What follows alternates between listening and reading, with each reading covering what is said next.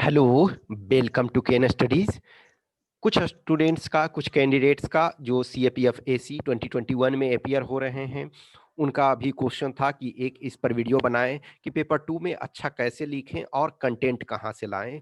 देखो, ये जो है ये हमेशा से प्रॉब्लम रहा है, ये सबके साथ प्रॉब्लम रहा है कि देखो, जब आप ऑब्जेक्टिव क्वेश्चन का जवाब देते हो तो ऑब्जेक्टिव क्वेश्चन में एग्जामिनर को ये दो कैंडिडेट के बीच में डिफरेंस वो नहीं बता सकता है कि ये कैंडिडेट किस कैंडिडेट का कंसेप्ट अच्छा है, किस कैंडिडेट का राइटिंग स्किल्स अच्छा है, किस कैंडिडेट का सोचने का तरीका अच्छा है। ये एग्जामिनर पता नहीं कर पाता है। क्यों? क्योंकि हो सकता है कुछ कैंडिडेट जो है रट्टा लगा करके किसी भी ढंग से या किसी भी सेंस में मान के चलो कि दो इक्वली कैपेबल कैंडिडेट है, जस्ट थोड़ी देर के लिए मानो, लेकिन किसी ने कुछ चीजें ठीक ठाक किया, लेकिन किसी ने 4 क्वेश्चन में 6 क्वेश्चन में तुक्का लगाया, और तुक्का में उसने जो तरीका लगाया हो सकता है वो साइंटिफिक तरीका नहीं अप्लाई किया हो, जो प्रॉपर लॉजिक नहीं लगाया, लेकिन उसका सही हो गया, तो वो अधिक स्कोर कर पाया। लेकिन जो पेपर 2 होता है, पेपर 2 में लिखना होता है। यदि 4 पॉइंट्स हैं तो 4 पॉइंट्स आपको लिखने होंगे, आपको प्रेजेंट करने होते हैं, और आपका जो राइटिंग है, आपका जो कंटेंट है, वो आपके बिहाफ पर एग्जामिनर से बात करता है कि hey, this is the right up of mind and I am talking to you. आप अच्छे किसी राइटिंग को देखना, बहुत बार क्या होता है ना, आप नोवेल पढ़ने लगते हो, उपन्यास पढ़ने लगते हो, कुछ कंटेंट पढ़ने लगते हो, तो क्या होता है, आप बंध से जाते हो। आप लोगों ने शायद कभी ना कभी, अभी ऑब्वियसली आज के डेट में शायद बहुत कम लोग, चूंकि मोबाइल फोन वगैरह आ जाने के कारण अब बहुत कम लोग नोवेल वगैरह को डिटेल में उस ढंग से पढ़ते हैं।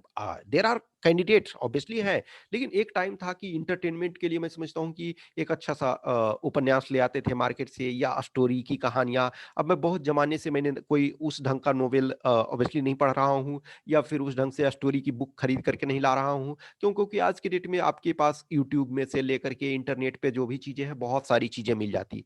लेकिन जब यहाँ आपको लिखना होता है तो कंटेंट एक आपका प्रश्न होता है कि आप कोई भी चीज में बंध जाते हैं, तो आप सेम सिचुएशन जब आप लिखते हो, यदि एग्जामिनर आपके राइटअप से बंध गया, तो आप उसको हमेशा कंटिन्यू पढ़ते चले जाता है। और यदि जितना वो टेंटेटिवनेस से पढ़ा, जितने अच्छे तरीके से अटेंटिव मोड में पढ़ा, जितने वो एकाग्र होकर के पढ़ा, उतना अच्छा आपका पॉसिबिलिटी है कि आप उस चीज को कम्युनिकेट कर पाओगे एग्जामिनर से, और आप मार्क्स फेच कर पाओगे। अब देखो एक चीज, अच्छा आप लिखोगे तभी वो अच्छा पढ़ेगा, वो पढ़ेगा प्रॉपर तरीका से।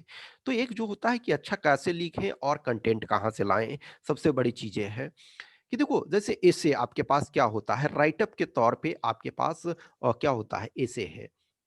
आज के डेट में एसे आपके पास 4 है, 4 एसे। 2012 तक आपके पास जो था वो 1 एसे हुआ करता था। जो आपका आर्गुमेंट राइटिंग जो है इंट्रोड्यूस 2011 में हुआ है यूपीएससी में। यूपीएससी जो असिस्टेंट कमांडेंट का एग्जाम 2005 से ले रही है, लेकिन जो आपका आर्गुमेंट राइटिंग इंट्रोड्यूस 2011 में हुआ। 2011 एंड 2012 में जो था, 2011 एंड 2012 में 75 वर्ड्स में ही आपको आर्गुमेंट लिखने के लिए ओनली बोलता था, यानी कि two argument, two into 75 words. ठीक है, तो 150 वर्ड्स दोनों मिला करके, आज आपको सिंगल में आपको ऑलमोस्ट 300 लिखने हैं, तो वो आपके, लेकिन मार्क्स भी होते थे 2 इंटू 5, यानी 10 मार्क्स के ही होते थे। तो आर्गुमेंट 2011 में इंट्रोड्यूस किया गया, और 2011-12 में कम वर्ड्स में रहा, फिर उसको चेंज करके 300 वर्ड्स ऑलमोस्ट। देखो, पहले 300 वर्ड्स दे दिया, फिर आज के डेट में वर्ड्स आपके पास नहीं देती है। फिर आपको देखोगे रिपोर्ट राइटिंग, तो रिपोर्ट राइटिंग क्या है, 2012 में ये इंट्रोड्यूस किया गया। फर्स्ट टाइम मैंने जब इस ईयर में दिया, तो मैंने 2012 और 13 दोनों में दिया, तो मैंने चेंजेस को देखा। मैंने उस फेज में देखा कि जब ये इवॉल्व हो रहा था। देखो, 2013 के बाद से बहुत कम चेंजेस हुए हैं, ठीक है, लेकिन 2012, 11, 12, 13 ये जो है चेंजेस के दौर थे। तो 2012 में आपका एक, दो रिपोर्ट देते थे वो टॉपिक, लेकिन लिखने के लिए एक ही बोलते थे। तो ये 2012 से ये इंट्रोड्यूस हुआ, लेकिन 2013 से दो रिपोर्ट आपको लिखने हैं। तो आपका 2012 में जब इंट्रोड्यूस किया तो दो टॉपिक उन्होंने दिया, आपके पास विकल्प दिया कि आप इसमें से किसी एक पे लिख सकते हो। तो ये अब देखो, तो आपका 140 यानी 80 ए से 40 आर्गुमेंट और 20 जो आपका है रिपोर्ट राइटिंग, ये 140 मार्क्स जो डायरेक्ट आपका राइटिंग है।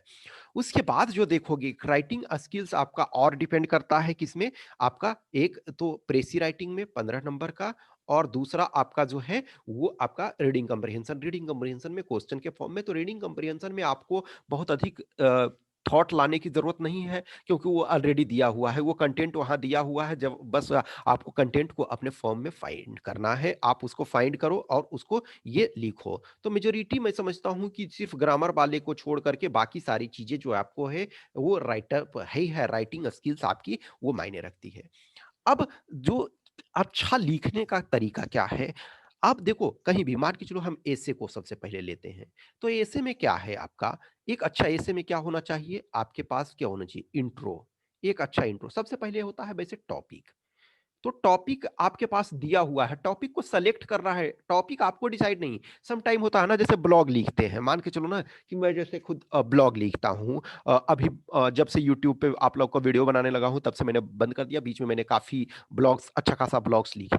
तो ब्लॉग्स में मुझे टॉपिक भी खुद सोचने पड़ते हैं और कंटेंट भी खुद सोचने पड़ते हैं, लेकिन टॉपिक आपको नहीं सोचना है, टॉपिक उन्होंने दिया हुआ है। यहाँ क्या करना है? टॉपिक का अंडरस्टैंडिंग आपको डेवलप करना है, टॉपिक का समझ डेवलप करना है, तो ये आपको करना है। फिर आपको क्या है? इंट्रोडक्शन। इंट्रोडक्शन, फिर आपका जो होता है मेन बॉडी और आपका कंक्लूजन। ये तीन पार्ट आपका ऐसे में भी एक तरह से होता है, आर्गुमेंट में डिफरेंट अप्रोच है, मैं आर्गुमेंट का बता रहा हूं। तो देखो, intro, main body, conclusion. Intro में आप क्या कर रहे हो? इंट्रो में आपको जो है ओपन करना है टॉपिक को, ओपन टॉपिक को करना है। जैसे कोई वीडियो आता, कोई मूवीज आते हैं, मूवीज के प्रोमो आपको दिए जाते हैं, ठीक है, ऑफिशियल ट्रेलर जिसको आप बोलते हैं। ऑफिशियल ट्रेलर जब रिलीज होता है तो क्या करते हैं? वो क्यूरियोसिटी जगाते हैं। जो ट्रेलर, मान के चलो कि 2 आवर्स 30 मिनट का मूवी है, 2 आवर्स 30 मिनट का मूवी है। अब 2 आवर्स 30 मिनट के मूवी में आपको क्या है? 2 मिनट का आपको ट्रेलर देते हैं। 2 मिनट का ट्रेलर यानी प्रोमो, प्रमोशनल वीडियो जिसको कहते हैं, प्रमोशनल वीडियो या ट्रेलर कह सकते हो। 2 मिनट का ट्रेलर देते हैं। तो उस ट्रेलर में क्या करते हैं? क्यूरियोसिटी जगाते हैं। वो वहां ओपन करते हैं, जो टॉपिक है, जो जिस थीम पे मूवी बना रहे हैं उसको ओपन करते हैं, तो आपकी क्यूरियोसिटी वहां जागती है। तो या तो कोई टर्म दिया हुआ है, मान के चलो कि कोई मूवी साइंटिफिक तरीके से बना रही है कोई, ये उस ढंग से, तो वो उस चीज के बारे में थोड़ा सा एक तरह से हिंट देगी कि एक्चुअली में ये क्या है।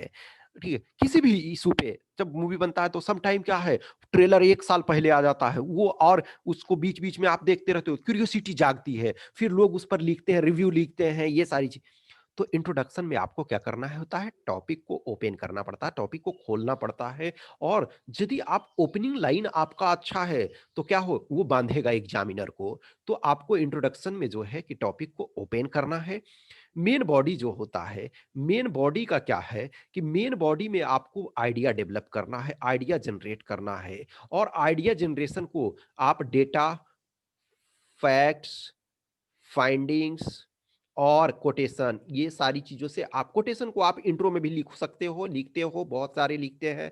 तो आप यहाँ या तो जो आइडिया जनरेट करना है, नॉर्मली आइडिया क्या होनी चाहिए? 3 to 4 आइडियाज होनी चाहिए, 3 to 4 आइडियाज। तो आइडिया आपको जनरेट करना है, डेट, और उस आइडिया जो जनरेशन है उसको डेटा, फैक्ट्स, फिगर्स, फाइंडिंग्स आपको ठीक है, और कुछ कोटेशंस, महान पर्सनालिटी के कोटेशन से बैक करना है, बैकअप देना है। तो उसी ढंग से 3 या 4 आइडिया आप डेवलप किए, या आपको क्वेश्चन एराइज करना है और उस क्वेश्चन का सॉल्यूशन आपको प्रोवाइड करने की कोशिश करना है। या तो इस फॉर्म में कि आइडिया जनरेट करो, आइडिया दो और उसको बैकअप दो, या फिर क्वेश्चन अराइज करो और उसको सॉल्यूशन दो। दो तरीका है। जब ये हो जाता है तो उसके बाद आप टॉपिक को कंक्लूड करते हो। कंक्लूड में क्या करना है कि आपको टॉपिक को क्लोज करना है। जो आपने क्लोज किया है, देखो सम टाइम मूवी, मान के चलो बाहुबली, बाहुबली मूवी जो था, पहला बाहुबली 1, तो बाहुबली 1 में सबसे बड़ा प्रश्न क्या था कि कटप्पा ने बाहुबली को क्यों मारा? कटप्पा ने बाहुबली को क्यों मारा, ये आखिरी में छोड़ देता है। क्यों? क्योंकि उसमें है कि हमें नेक्स्ट के लिए एक तरह से क्यूरियोसिटी, तो उन्हें नेक्स्ट सेक्वल बनाना है, सीक्वल बनाना है। अब देखो, धारावाहिक आप देखते हो तो आखिरी मोमेंट पे कब छोड़ते हैं? जबकि नेक्स्ट का तो देखा जाए तो नेक्स्ट का इंट्रोडक्शन एक तरह से यहाँ ये भूमिका तैयार की है, लेकिन आपको जो है कि कंक्लूड करना है, ये टॉपिक को क्लोज कर देना है। तो ये आपके ऐसे में होते हैं। आर्गुमेंट में जो आपका होता है, आर्गुमेंट में क्या है? आपको आर्गुमेंट में जो है काउंटर आर्गुमेंट डेवलप करने पड़ते हैं, सेम टाइम फॉर में लिखना पड़ता है और सेम टाइम आपको अगेंस्ट में लिखना पड़ता है।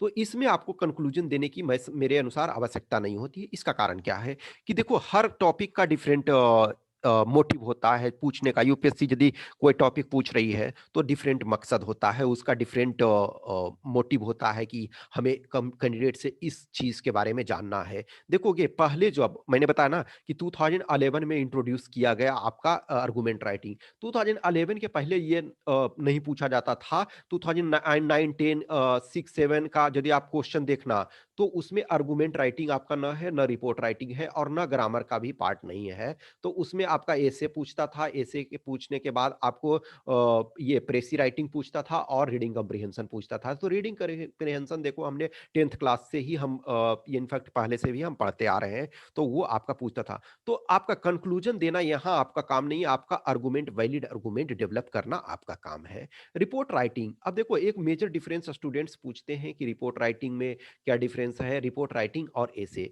रिपोर्ट राइटिंग और एसे में बेसिक डिफरेंस ये है कि रिपोर्ट राइटिंग को आप मान के चलो डॉक्यूमेंट्री है, और ये जो आपका एसे है, एसे आपका मूवी है।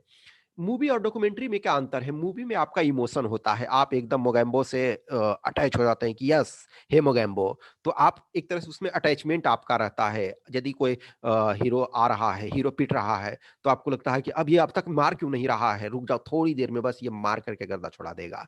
तो वो जो है आप इमोशंस, तो ऐसे में आपको अपना कंटेंट इमोशंस को प्रेजेंट करना पड़ता है। जो रिपोर्ट होता है, रिपोर्ट पे एज सच रिपोर्टर के तौर पे आपको प्रेजेंट करते हो कि what is the things, things क्या है। ऐसे में होता है कि क्या होना चाहिए, लेकिन रिपोर्ट में आप बोलते हो क्या एक्चुअली में है। तो ये बेसिक डिफरेंस है। देखो और चीजें हम ऑलरेडी ऐसे रिपोर्ट आर्गुमेंट ये सारी चीजों पे 2020 के लिए हम डिस्कस कर चुके हैं। 2021 में भी हम देखो एक तो हम रेगुलर क्लासेस ये चला रहे हैं जो पेड वाले हैं। तो जो पेड वाले हैं उनको हम प्रॉपर तरीका से जीरो ग्राउंड लेवल से चला रहे हैं, और आपके जो भी ओपन क्लासेस में भी हम चीजें कंटेंट प्रोवाइड कराएंगे। लास्ट ईयर भी हमने बहुत सारे कंटेंट प्रोवाइड किए, अब इस बार भी कराएंगे, करा रहे हैं धीरे धीरे जैसे जैसे हमको टाइम मिलता है। देखो जो पेड वाले हैं उन्हें हमें टाइमली रेगुलर रूप से प्रोवाइड करवाना पड़ता है, फिर टेस्ट भी बनाना पड़ता है, बहुत सारे वर्क रहते हैं। तो हम ग्रेजुअली धीरे धीरे चीजों को प्रोवाइड आपको करवाएंगे। ऐसे के हिंदी के भी राइटअप्स आपको प्रोवाइड करवाएंगे। तो ये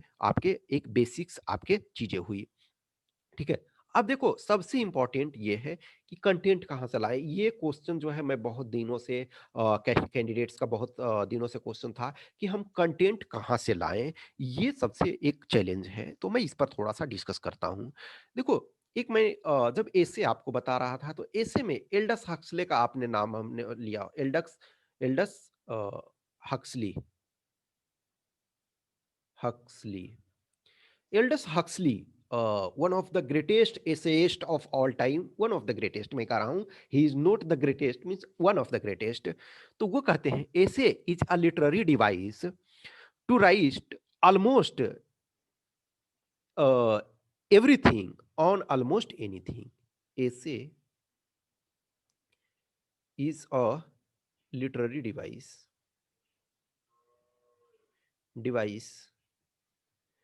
टू से और राइट, टू से और write almost everything, everything on almost, ठीक है। Essay is a literary device to say और write almost everything on almost anything. ये कहते हैं, ठीक है, कि essay is a literary device to say और write almost everything on almost anything. ये आप बोलते, इसका मतलब क्या है कि ऐसे एक इस ढंग से, अब ये यदि देखोगे तो प्रॉपर ये क्लियर नहीं हो पाएगा, क्योंकि ये सेम राइटअप, मैं इस वजह से इस डेफिनेशन को दे रहा हूं कि आप देखोगे सेम सिचुएशन जो है आपके ऐसे में आप ये कर रहे हो, सेम सिचुएशन जो आप आर्गुमेंट में नहीं कर सकते हो कि आर्गुमेंट में कुछ भी नहीं, आपका जो वो उसमें टॉपिक उसने डिफाइन कर दिया, लेकिन ऐसे में आपके ब्रॉड ये बे होता है। रिपोर्ट, रिपोर्ट में व्हाट इज एज सच आपको वो प्रेजेंट नहीं करना है, आपका अपना जो है वो नहीं देना। तो देखो दुनिया में जितने भी आप टॉप पर्संस को देखो, वो कंटेंट किसी भी, आप चाहे महात्मा गांधी को लिखो, महात्मा गांधी जो है वो ये लिखते हैं राइटिंग, या फिर आप जितना भी देखोगे किसी भी पर्सन्स को, चाहे महात्मा गांधी को आप देखो, आप विवेकानंदा को देखो, या किसी को भी देखो, ओशो यानी आचार्य रजनीश, सबके सबके पास दो हैबिट्स हैं। या तो आइदर न्यूज़पेपर आपको पढ़ने का, मोहम्मद अली जिन्ना के बारे में बता रहा हूँ, M A Jinnah, M A जिन्ना, ठीक है, मोहम्मद अली जिन्ना 7 न्यूज़पेपर शायद पढ़ते थे, 7 न्यूज़पेपर डेली। अब जस्ट इमेजिन करो कि कोई आदमी अब 7 न्यूज़पेपर जब वो पढ़ रहे हैं, तो ये तो वो नहीं पढ़ेंगे ना कि वो बस जो थी, पीली वाली बस जो गड्ढे में गिरी, हिमाचल प्रदेश में जा रही थी और वो गड्ढे में गिरी, उसमें 7 लोग मरे और जख्मी हुए, जख्मियों का, वो उस चीज को नहीं, वो क्या पढ़ते हैं कि समाज में क्या चल रहा है, पॉलिटिकल क्या चल रहा है। मान के चलो वो यदि पढ़ते थे तो कांग्रेस का क्या मूव होगा, गवर्नमेंट क्या कदम उठाएगी। अब जो आदमी 7 न्यूज़पेपर को डेली पढ़ रहा है, आप एक न्यूज़पेपर को नहीं पढ़ पा रहे हो, वो 7 न्यूज़पेपर, 8 न्यूज़पेपर को यदि डेली पढ़ रहा है, तो वो बंदा जो एम ए जिन्ना थे, वो न्यूज़पेपर से कंटेंट लाते थे, जो उनकी स्किल्स थी, वो न्यूज़पेपर को एकदम पूरा कह ना कि नाश्ता खाना जो भी समझो न्यूज़पेपर को करते थे, तो उससे उनको कंटेंट। और otherwise a lot of person, Osho, Acharya Rajneesh जो थे, 1,50,000 बुक्स कहा इन्होंने कि हमने पढ़ा अपने जीवन काल में। जस्ट इमेजिन करो 1,50,000 बुक, आज आपके पास कितने बुक्स पढ़ने हैं? मैं समझता हूं कि 20 बुक्स, 20 बुक्स आपको, जो भी असिस्टेंट कमांडेंट का तैयारी कर रहे हो या सिविल सर्विसेज का, प्रॉपर तरीका से मैं समझता हूँ 20 बुक्स ही है। अब एक्स्ट्रा किसी एक चैप्टर के लिए आपने एक बुक ले लिया तो वो मैं नहीं समझता हूँ। अदरवाइज एनसीईआरटी को देखो छोड़ दिया जाए, एनसीईआरटी को यदि छोड़ करके मैक्सिमम बेसिक 20 बुक्स, 20 बुक्स से अधिक पढ़ने की आपको जरूरत ही नहीं है। और या मैं एनसीईआरटी को भी लिमिटेड करके ले लूं और उनको भी, तब भी आपको 25 बुक से ज्यादा नहीं होगा। तो 20 से 25 बुक को आपको रेगुलर रूप से पढ़ना। अब देखो ये आपका कोर्स कंटेंट, लेकिन उसके बाद जो कुछ एक्स्ट्रा बुक्स आप पढ़ते हो, तो उससे भी, बुक से भी आपको कंटेंट आता है। तो देखो एक न्यूज़पेपर डेली पढ़ो, न्यूज़पेपर एक ऐसा चीज है कि उसको आपको डेली पढ़ने की जरूरत होती है।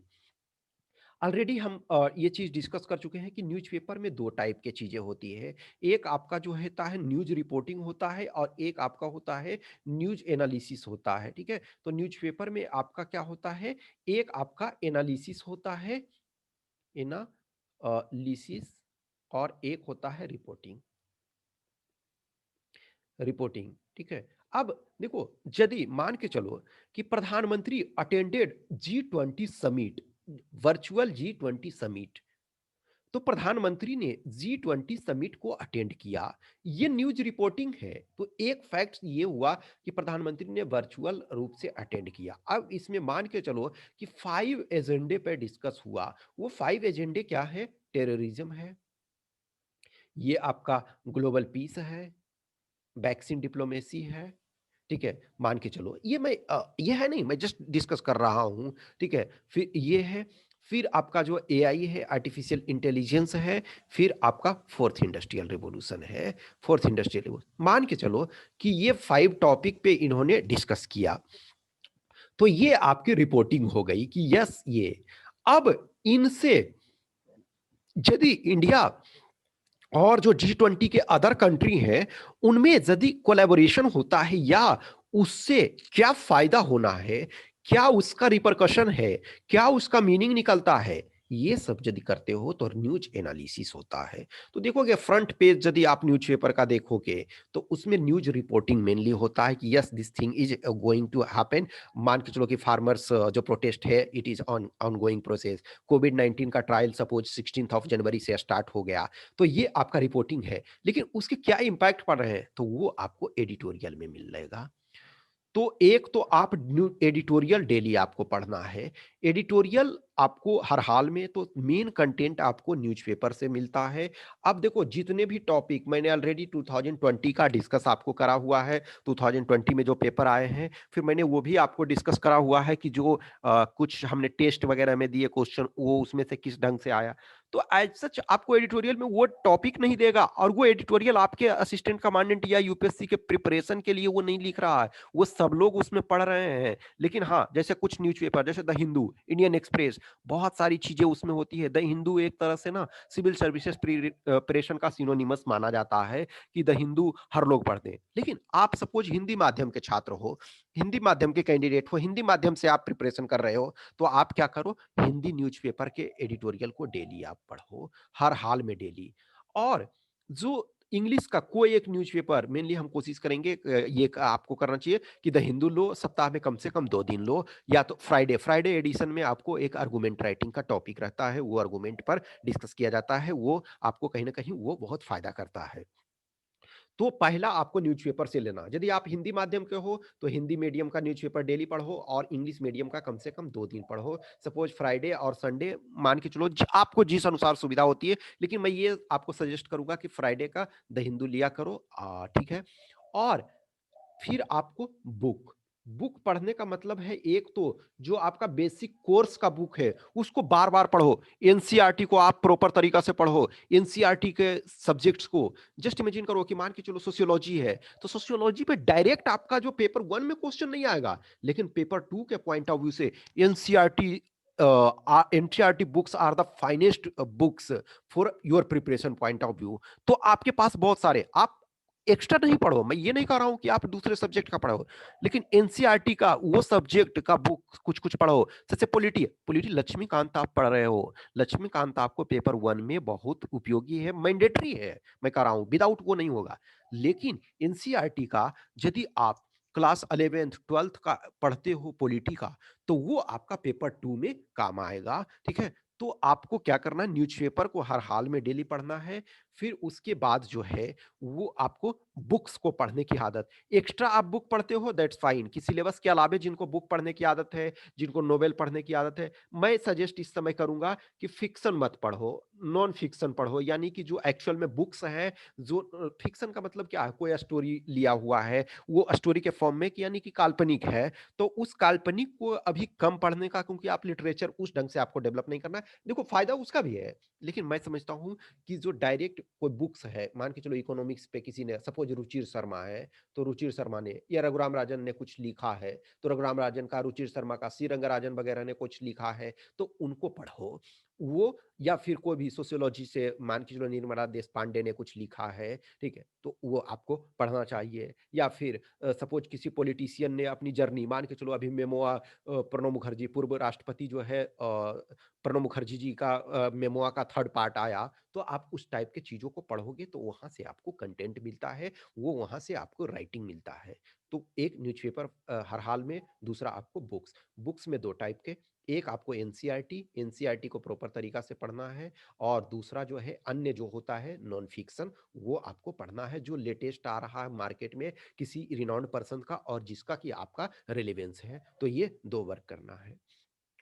देखो कभी भी आप राइटिंग को एक तरह से स्टोरी फॉर्म में डेवलप करने की कोशिश करो, और किसी, बहुत बार क्या होता है कि आप ग्राउंड लेवल से उससे जुड़ने की कोशिश करो, जो टॉपिक्स है उससे जुड़ने की कोशिश करो। जैसे मान के चलो अभी कोविड-19 पैंडेमिक के ड्यूरेशन में सपोज आया फूड सिक्योरिटी वगैरह पे, या उस टाइप का, या डोमेस्टिक वायलेंस यदि आता है, जैसे इस बार आया ना डोमेस्टिक वायलेंस पर, यानी कि जो मेल डोमिनेशन पे, तो कहीं ना कहीं क्या है, इस टॉपिक को आप यदि समाज में जो देखते हो उससे जुड़ने का कोशिश करोगे, तो एक तो आपको स्टडी में इंटरेस्ट आएगा कि उस टाइप के चीज़ों को, रिलेटेड टॉपिक को समझोगे, चीज़ों को देखोगे, और सोसाइटी किस ढंग से मूव कर रहा है, न्यूक्लियर फैमिली का क्या कंसेप्ट है, जो ज्वाइंट फैमिली का क्या कंसेप्ट है, और कैसे वैल्यू जो है इरोड हो रहे हैं किस ढंग से। तो ये सारे चीज़ों को जो इंटर रिलेशन, जो कनेक्शन करना है, वो आपको सीखना पड़ेगा। तो ये स्मॉल सा इंट्रो था। देखो हमने एसे, रिपोर्ट, आर्गुमेंट, ये सारी चीज़ों पे हमने ऑलरेडी डिस्कस किया हुआ ही है। कुछ कमिंग डेज में जो हम और चीजें डिस्कस करेंगे। और हाँ, पेपर 1 जो है, टेस्ट टेस्ट 1 पेपर 1 जो है एक्टिव हो चुका है, उसका चलो मैं वीडियो एक सेपरेट से बना दूंगा। ओके, कुछ भी क्वेश्चन क्यूरी है तो आप मैसेज करो, कॉल मत करना, मैसेज करो या तो व्हाट्सएप पे या टेलीग्राम नंबर पे, ठीक है। और कंटिन्यू प्रैक्टिस करते रहो, और ऐसे रिपोर्ट, आर्गुमेंट, ये सारे के हमने आपको बनाए हुए हैं, जो प्लेलिस्ट है उसमें से देखो, समझो और करो। Okay, thank you.